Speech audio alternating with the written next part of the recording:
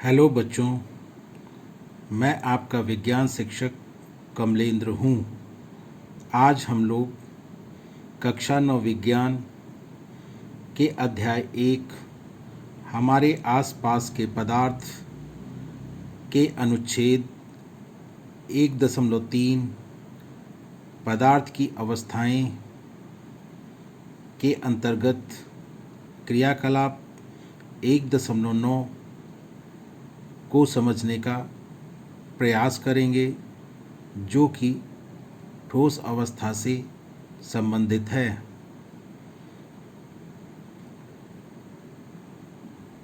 हम सभी जानते हैं कि हमारे आसपास के पदार्थ कितने प्रकार के होते हैं। यदि हम देखें तो हम पाते हैं कि पदार्थ अपने 3 रूपों में हमें दिखते हैं: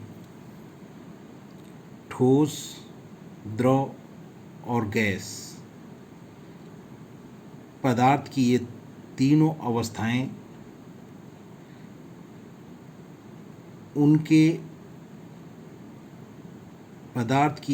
अवस्थाएं उसके कणों की विभिन्न रूपों में व्यवस्थित होने के कारण होती हैं।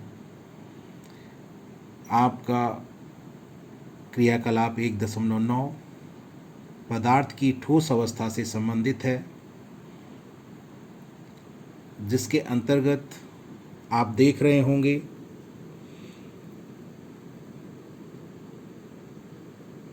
कुछ वस्तुओं को एकत्रित करने के लिए कहा गया है, जिसमें पेन, किताब, सुई और लकड़ी की छड़ है। इन सभी वस्तुओं के चारों ओर पेंसिल घुमाकर इनके रेखाचित्र बनाने के लिए कहा गया है। हम ऐसा कर सकते हैं। फिर प्रश्न किया गया है, क्या इन सभी का निश्चित आकार, स्पष्ट सीमाएं या स्थिर आयतन है? तो यदि हम रेखाचित्र पेंसिल से घुमाकर देखते हैं तो हम पाते हैं कि इनका आकार निश्चित है और इनकी सीमा रेखाएं भी स्पष्ट हैं। साथ ही साथ ये सभी अर्थात पेन, किताब, सुई और लकड़ी की छड़, इन चारों के आयतन स्थिर हैं।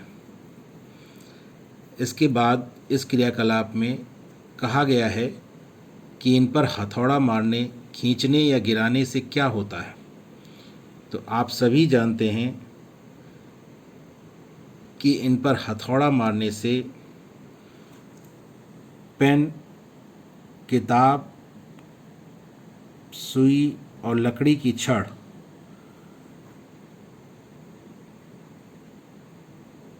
इन पर अगर हम हथौड़ा मारते हैं तो हम पाते हैं कि इनके आकार को बदलना कठिन होता है और खींचने पर भी इनके आकार को आसानी से नहीं बदला जा सकता है। साथ ही साथ यदि हम गिराते हैं इन्हें, पेन, किताब, सुई और लकड़ी की छड़ को, तब भी इनके आकार में, आयतन में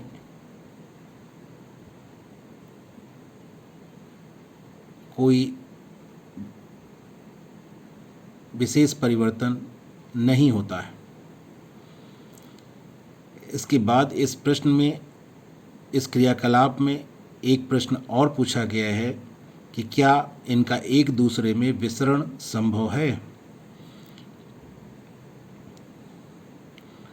तो हम यह कह सकते हैं कि इन चारों पदार्थों का एक दूसरे में विसरण संभव नहीं है, क्योंकि इन चारों को जब हम एक साथ रखते हैं तो ये स्वतः एक दूसरे में न घुल पाते हैं, न मिल पाते हैं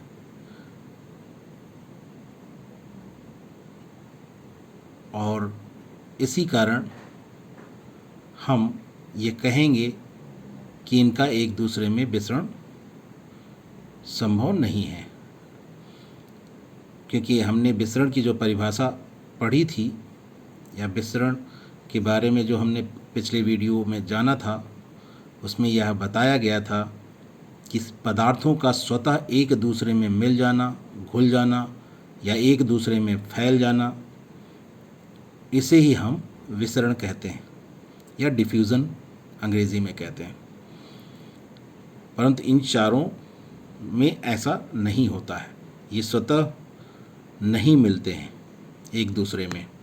इस कारण हम कहेंगे कि इनका एक दूसरे में विसरण संभव नहीं है। बल लगाकर इनको संपीड़ित करने का प्रयास करें। संपीड़ित का अर्थ यह होता है कि इन्हें दबाने का प्रयास करें। तो जब हम इन्हें दबाएंगे तो प्रश्न किया गया है क्या इनका संपीड़न होता है, तो हम कहेंगे कि इन्हें बल लगाकर संपीड़ित करने पर इनका संपीड़न नगण्य होता है। नगण्य का मतलब बहुत ना के बराबर ये सब दबते हैं या इनके आकार में, आयतन में बहुत कम परिवर्तन होता है, और इस कारण हम कहते हैं कि संपीड़ित करने पर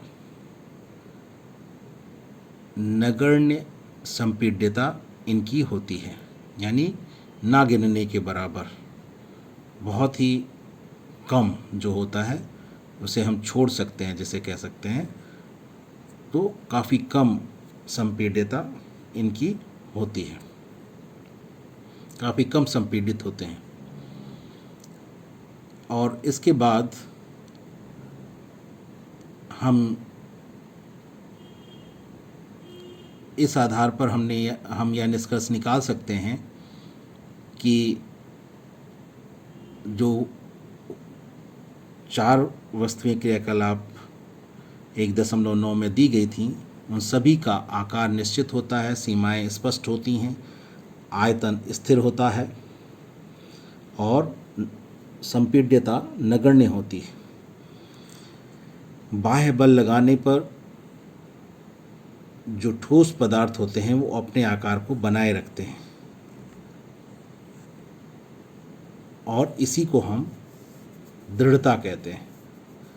इसी कारण हम कहते हैं ठोस दृढ़ होते हैं, यानी बल लगाने पर ठोस टूट सकते हैं लेकिन इनका आकार नहीं बदलता है, और ठोस के इसी गुण को हम ठोस की दृढ़ता कहते हैं।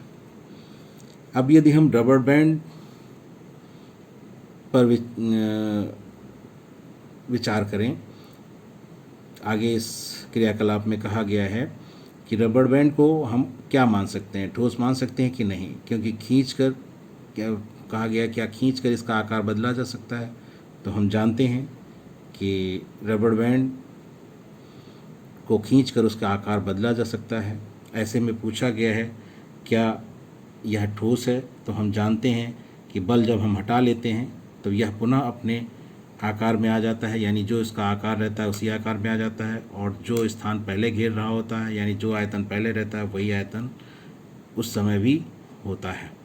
और इस कारण हम यह कह सकते हैं, यह कहते हैं कि यह ठोस है।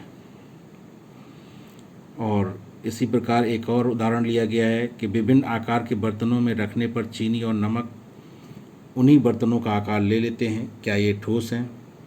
तो हम इन्हें भी कहेंगे कि ये ठोस हैं, क्योंकि ठोस इन नमक और चीनी के जो क्रिस्टल्स होते हैं वो